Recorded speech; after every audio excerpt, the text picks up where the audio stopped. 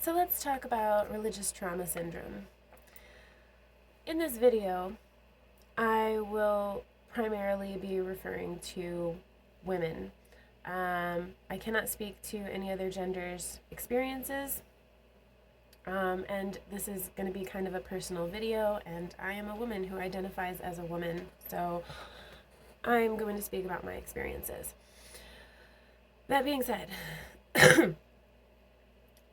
not only women experience religious trauma syndrome, and especially anyone who identifies as a gender different than what they were born and labeled as, or people who are gay for that matter. Y'all have your own sets of traumas that religion has definitely done to you, and I cannot speak to those particular situations. However, when it comes to religious trauma syndrome, there are common threads that everybody who leaves the church experiences. And a few of these, but not limited to these, just for a little bit of clarification, would be things like constant confusion, the inability to make personal decisions for yourself and your life, black and white thinking, this is either purely good or purely evil, right? The negative beliefs about your self-abilities or your self-worth, that also extends to personal body shaming and sexual repression, depression, anxiety, especially social anxiety, anger, grief, intense loneliness, and the need to isolate. These are just a few of the things that can happen if you have been raised, as I was, in a very Christian, very patriarchal cult. I was personally raised in a fundamentalist Pentecostal cult, and one of the main tenets of that belief system is that spiritual warfare exists. And for those who have never heard those words put together, spiritual warfare basically just is the idea that angels and demons are around us all the time, everywhere, and they are battling each other through humanity. So you could literally be having a conversation with a normal person, but they might be demonically possessed, and they might be trying to seduce you into some kind of sin. So you can imagine the damage that can do growing up thinking that there is danger literally everywhere. Another problem is that, especially being raised in a cult, but being raised in the church in general, you believe you are the only ones that have the truth. And so if you leave that church, you are going to go to hell. And you are going to basically, be cut off from all of your friends and family for the rest of your life. And then you're going to go to hell on top of it. So you have no stability. You're afraid of everything. You're scared to talk to anybody else because you've been told everyone else is evil. And the only way that you've ever been allowed to communicate with anyone in the outside world has been when you were proselytizing. Now, and that's just scratching the surface. If you were born with a vagina, you have the added, what's the word I'm looking for?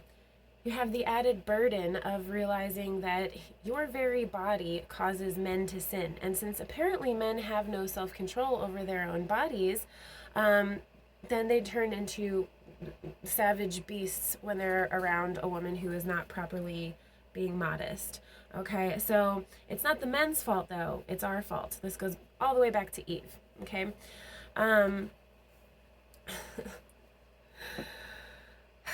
So therefore, the level of body shaming, the level of sexual repression, the level of just learning to hate yourself and accept that you can't make any decisions for yourself is even more extreme.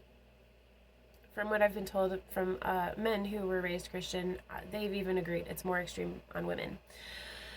Now, I realize that the church as an entity seems to not really understand why so many women are leaving. But when you have other options and you decide what you're trying to leave is scarier and more exhausting and more depressing and anxiety-inducing than anything you could research on your own, and you start researching on your own and you realize that there are options such as witchcraft that not only honor the divine feminine. When I first realized that the goddess was even a thing, right? Not the goddess, but the many goddesses, the face of the divine feminine, the Mother Earth, all of these things that have been considered divine for thousands of years by our ancestors, that were considered feminine depictions of God or feminine aspects of God, right? Of divine energy. It really made me feel like so much more like, not only does this resonate for me, but I'm not disgusting. I'm not dirty. There's not something wrong with me because of how I was born. You know, my parents were divorced when I was 3 years old. So not only was I in this cult with my mother, but because I spent half of my time in the world with, anyone who wasn't in the church, I spent half of my time in the world with my father. A rumor got started when I was about 8 years old that other parents in the church shouldn't let their kids play with me because I had demons around me. So that fucked me up even more. And I thought I was evil. And especially as a little child, you don't have the same ability, and you're definitely in that environment not taught to critically think about things. You just believe what you're told because people you trust tell you those things. And why would they lie to you? Why would someone want to hurt you? Why would someone want to control you? Why would someone want to make you afraid of everything? Why? That is the question.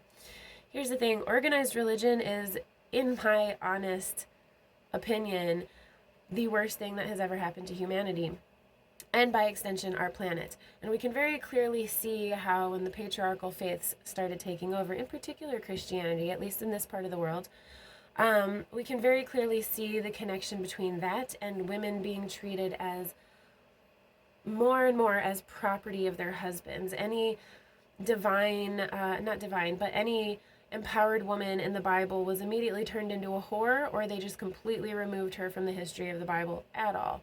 And yeah, the Bible is also mythology, but mythology is just stories that shape society, that shape our world, and shape how, our cultures and how we view each other and how we deal with things, right? And so when we are going off of mythology that is incredibly unhealthy and full of bigotry and hate and misogyny and all of these things, this is really where the problem kicks in, because then that leaks into society. And so we can see this reflected to us in how women have been treated over the last few thousand years, especially when we look at the witch burnings, which were essentially a Holocaust against women. Yes, men got burned at the stake or hung as well. However, it was, depending on what you're reading, it was anywhere between 75 and like 90% women that got murdered as witches. And these were women who got murdered because they dared believe that they had the power themselves, the power through using natural herbs and things on the planet that help us, or just because they were too beautiful or too old and ugly. It goes back to the common extremes of like, women are either too slutty or too prudish. We wear too much makeup or not enough makeup. We're too feminine or too not feminine enough. It's always something. We're never good enough, right? And we get told this constantly in society. And as this happened to women over and over again, and I can go on and on about all of the ways that this inequality has been shown throughout the last few thousand years, but as this went on, we can see this having affected the way that we treat the planet herself. The planet used to be revered and respected in pagan times. The planet was viewed as the mother goddess. And the more that we have gotten away from respecting and honoring the divine feminine, the more that has reflected in how we treat the planet. We treat her the way women have been treated, as property. I own this rock. I can do whatever I want to this rock. Instead of the relationship of giving and taking and honoring and respecting and working with the natural cycles that we used to do, it is now, this is mine. I'm going to take everything I can get from it until she is stripped bare and there is nothing there to take anymore. And we're going to see very soon just how well that serves us. And it's infuriating to me, this whole topic, and I have a very hard time understanding why any woman who is self-respecting would still be a part of this, would still be a part of Christianity, or frankly any religion that is going to tell them that they are somehow less, that they are the property, that they need to submit to their husbands or whatever the case may be. Fuck that. I'm not going to tell you what to do with your life, but I would highly suggest looking into alternative types of spirituality, because organized religion is never going to be on our side, ladies. And frankly, it's not on anyone's side. It is there to control the masses and to stop you from living your best life. So this is getting a little long. I don't want this to just die on me, so I'm just going to cut it off here.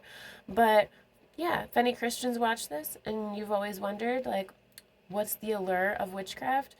A huge part of it has to do with the fact that we're done being less than your equal. Okay? It's really as simple as that. And we are divine sovereign beings as well, just as much as you are.